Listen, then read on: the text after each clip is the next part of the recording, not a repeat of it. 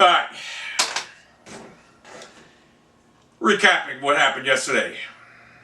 This is why it's so vital to hire a proven coach in the NFL. Take Jeff Fisher out there. Rams sucked last year. They were in position to win that game. By all accounts, they should have won that game. Then you have a guy like Pat Shurmur. I know people are going to say, well, if you don't give these guys a chance, how can you have enough to prove it? Pat Shurmur is a lifetime offensive coordinator. There are guys that are meant to coordinate, Rex Ryan being one of them, lifetime, and not head coaching. Pat Shurmur is also one of them. Brad Childress is also one of them. Okay? Not going for the 2-point conversion. I said it on Twitter. You got to go for 2 right now. Because think about it. You're up 5 regardless. I hate when people say irregardless. It just shows the mentality and stupidity they have. But you're up 5 regardless. You go for 2, it takes a touchdown to tie and send it to overtime. And this is why I was so adamant about getting Robert Griffin III. This is why I was so adamant about getting him. Because I knew the kid is going to be good. Now, do I suspect he'll put the type of numbers up all the time and sustain that? No. He's going to go through his growing pains, but that was a good performance yesterday. The Saints right now have problems, and Andy Reid out there is going to live and die by his project, Michael Vick.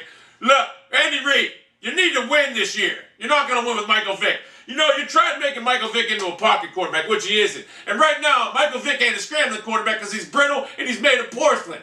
The Eagles' only chance with that great defense, which, by the way, from what I seen yesterday, that defense is as good, if not the best in the league right now. You're going to have to start Foles. I know people are going to say, well, how are you going to start Foles? He's a rookie. Michael Vick's a veteran. He played horrible. 4 interceptions. Should have been a 5th one at the goal line, but the rookie linebacker dropped it. Would have sealed the deal for the Cleveland Browns. Pittsburgh Steelers, too. Am I the only guy out there that notices Troy Polamalu living off his name? What did he do yesterday? And then these announcers and the commentators on the game are like, oh, look at Troy coming up to the line of scrimmage. Oh, my God. He's living off his name. He's slow. But the Pittsburgh Steelers defense, still viable, but it's slow. It's old and getting slow. There's nowhere near what the Philadelphia Eagles is. Baltimore Ravens tonight. I'm curious to see how that defense performs right now. Cincinnati right now, this is a key game right now. If they come out and get blown out tonight, their season's done. I know people are going to say, what are you talking about? This is a game they need to make a statement right now. On the road in Baltimore against the top 20 quarterback in Joe Flacco. Now I know Joseph Flacco, you think you're a top 5 quarterback, but you ain't no top 5. You ain't top 10, son. You're top 15, 20 probably.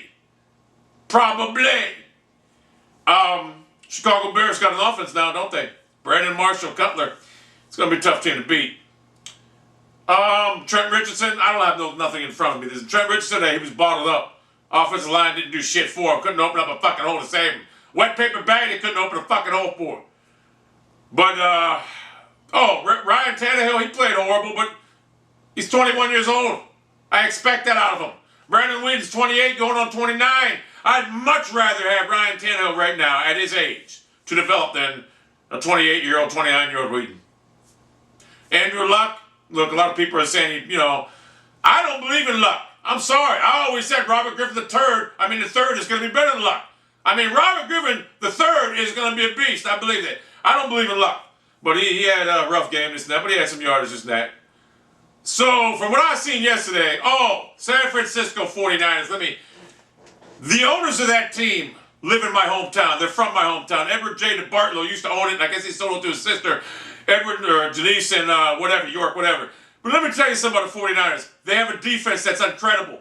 It's probably one of the best I've ever seen. In fact, it's up there with the Eagles right now.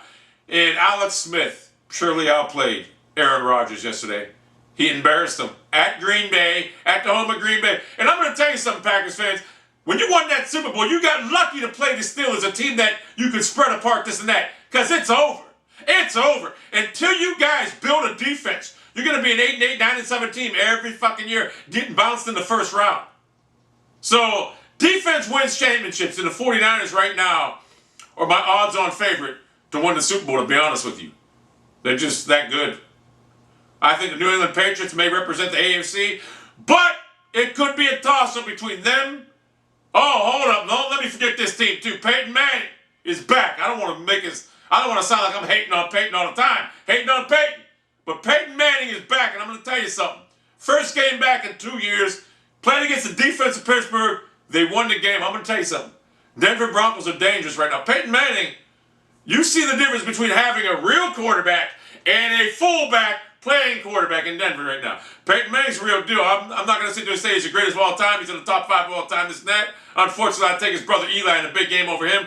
But if I was going to go start a team right now, I'd probably take Peyton Manning when his prime over Eli in his prime, because Peyton Manning puts up better numbers, this and that. But in a big game, I would take Eli. I mean, something about Peyton Manning, he struggles, they can defend him, and he gets flustered when things don't go his way. John Fox, let me give you a memo right now. Let Peyton run the offense down and just zip your mouth. Let Peyton do what he wants. Terminology this, that, whatever. And your team probably will have a chance to go to the Super Bowl. To be honest with you, I look for the Patriots and the Broncos in the AFC Championship game, or the Ravens, whatever, one of the two teams. And I think if the Patriots and Broncos play, I think the Patriots can lose that game. And I think if the Broncos and Ravens play, I think the Ravens will beat them because of their defense. In the NFC, I'm just looking at the 49ers right now as a powerhouse team right now.